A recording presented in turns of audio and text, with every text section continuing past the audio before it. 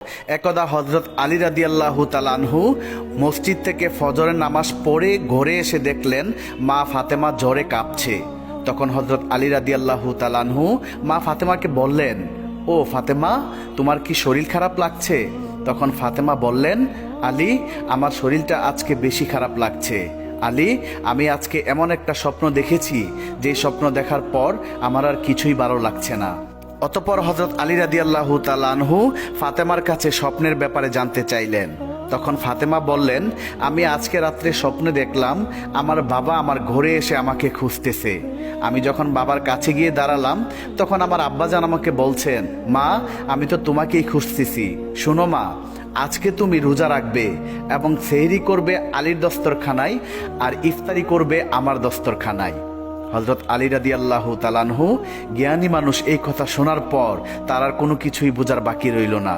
আলী বুঝতে পারলেন ফাতেমা রাদিয়াল্লাহু তাআলা আনহু আজকেই হয়তো দুনিয়া ছেড়ে চলে যাবেন। তারপর হযরত আলী ফাতেমার পাশে বসে কান্না করতে লাগলেন। কিছুক্ষণ পর হযরত হাসান হুসাইন ঘরের মধ্যে এসে দেখলেন তার বাবা মা কান্না করছে। তখন হাসান হুসাইন মা ফাতেমাকে বললেন, আম্মা জান, আপনারা কেন কান্না করতেছেন? কথিত আছে যখন কোনো সময় হযরত হাসান এবং হুসাইন রাদিয়াল্লাহু তাআলা আনহু মা ফাতেমাকে এটা সেটা জিজ্ঞেস করে বিরক্ত করত, তখন মা ফাতেমা হাসান হুসাইনকে বলতেন, তোমাদের নানাজির রওজা থেকে ঘুরে আসো। আজকেও মা ফাতেমা হাসান হুসাইনকে বললেন, বাবারা, তোমাদের নানাজির রওজা থেকে ঘুরে আসো। মায়ের মুখে এমন কথা শুনে হযরত হাসান এবং হুসাইন রাদিয়াল্লাহু তাআলা আনহু আমার নবীজির রওজার কাছে চলে যান। হাসান এবং হুসাইনকে দেখতে পেয়ে আমার নবীজি বলেন, হাসান, হুসাইন, তোমরা আজকে কেন এখানে এসেছো? তোমরা তো যখন খুশি তখনই আসতে পারবা। আজকে তোমরা সারাদিন তোমাদের মায়ের মুখের দিকে তাকিয়ে থাকবা।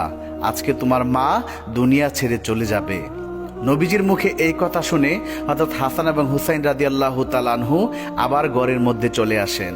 এসে মা ফাতেমা এবং হযরত আলী রাদিয়াল্লাহু তাআলা আনহুকে উদ্দেশ্য করে তারা বলতে লাগলেন, আপনারা কেন কান্না করছেন আমরা বুঝতে পেরেছি।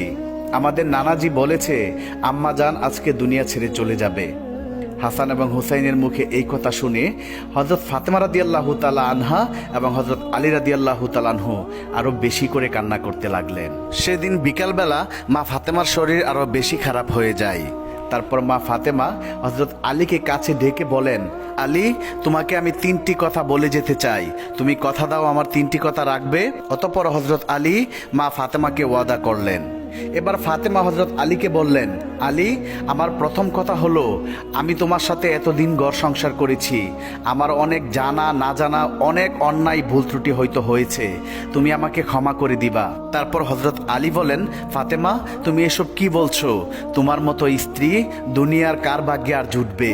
ও ফাতেমা, তোমার বাবা বিশ্বনবী দয়া করে মায়া করে তোমাকে আমার হাতে তুলে দিয়েছিল। আমি তোমাকে ঠিকমতো পড়াতে পারিনি, খাওয়াতে পারিনি। আমি যদি তোমার কাছে কোনো অন্যায় করে থাকি আমাকেও তুমি মাফ করে দিবা। তখন ফাতেমা বললেন, আলী, এই কথা বলে আমাকে তুমি পাপী করো না। তারপর হযরত ফাতেমা বলেন, আলী, আমার দ্বিতীয় কথা হলো, আমি দুনিয়া থেকে চলে যাওয়ার পর তুমি আরেকটা বিয়ে করে নিবা। আমি তোমাকে অনুমতি দিয়ে গেলাম। আর সপ্তাহে একদিন আমার হাসান এবং হুসাইনকে তুমি বুকে নিয়ে ঘুমাবা। তারপর মা ফাতেমা 3 নাম্বার কথা হিসাবে হযরত আলীকে বললেন, আলী, আমার 3 নাম্বার কথা হলো, আমি দুনিয়া থেকে চলে যাওয়ার পর আমাকে রাতের বেলা কবরে দাফন করতে নিয়ে যাইবা, যাতে করে কোনো মানুষ আমার লাশ দেখতে না পারে। কেউ যদি আমার লাশ দেখে ফেলে তাহলে তারা বুঝে ফেলবে যে নবীর মেয়ে এতটুকু লম্বা ছিল, এতটুকু মোটা ছিল। আমি চাই না কেউ আমার লাশ দেখে এটা বুঝতে পারুক। অতঃপর কিছুক্ষণ পর মা ফাতেমা দুনিয়া থেকে বিদায় হয়ে গেলেন। হযরত আলী কাঁদছে, হাসান হুসাইন কাঁদছে। কিছুক্ষণ পর হযরত আলী চিন্তা করতে লাগলেন, খাটের 4 পায়ে 4 জন লোক, হাসান হুসাইন এবং হযরত আলীকে নিয়ে তারা 3 জন, আরেকজন লোক কোথায় পাবে? অতঃপরের কিছুক্ষণ পর নবীর সাহাবী আবু যর গিফারি হযরত আলীর ঘরে প্রবেশ করলেন। তারপর আবু যর গিফারি খাটের অন্য একটি পায়ায় ধরে তারা 4 জন মিলে মা ফাতেমাকে কবরের দেশে নিয়ে আসলেন। কবরে আসার পর হযরত আলী নবীর সাহাবী আবু যর গিফারিকে লক্ষ্য করে বললেন, ও আবু যর, তুমি কি করে জানলে আজকে ফাতেমা দুনিয়া থেকে বিদায় হয়ে গিয়েছে?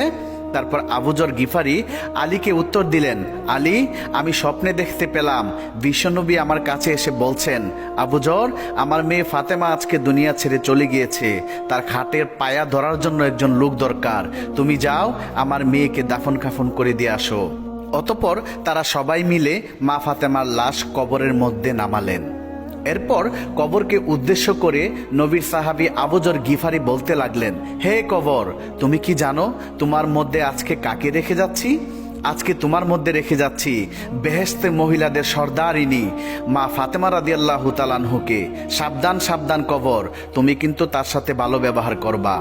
কবর থেকে কোনো আওয়াজ আসতেছে না।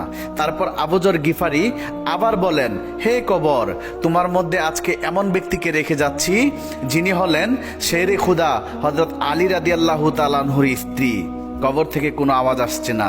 তারপর আবু যর গিফারি আবার বলেন, কবর, তোমার মধ্যে আজকে এমন একজনকে রেখে যাচ্ছি যারা বেহেশতি যুবকদের সর্দার হযরত হাসান এবং হুসাইন রাদিয়াল্লাহু তাআলা আনহুর মাকে তোমার মধ্যে রেখে যাচ্ছি।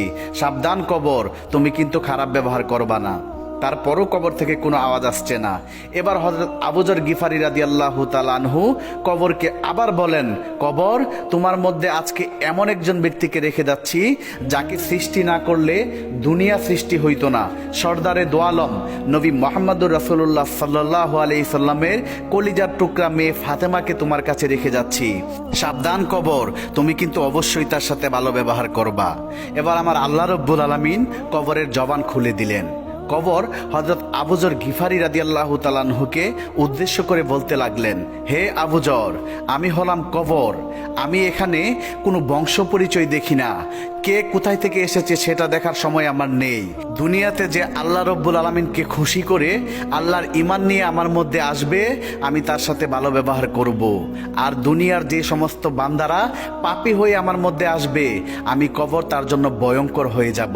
তাকে আমি চাপ দিয়ে একটি পাঁজরের হাড় আরেকটি পাঁজরে ঢুকিয়ে দেব, এবং আমার মধ্যে রয়েছে অনেক বিষাক্ত সাপ বিচ্ছু। এই সব কিছু ওই পাপী ব্যক্তিকে দংশন করতে থাকবে। কবরের এমন জবাব শুনে হযরত আবু যর গিফারি রাদিয়াল্লাহু তাআলা আনহু ভয়ে কাঁপতে লাগলেন।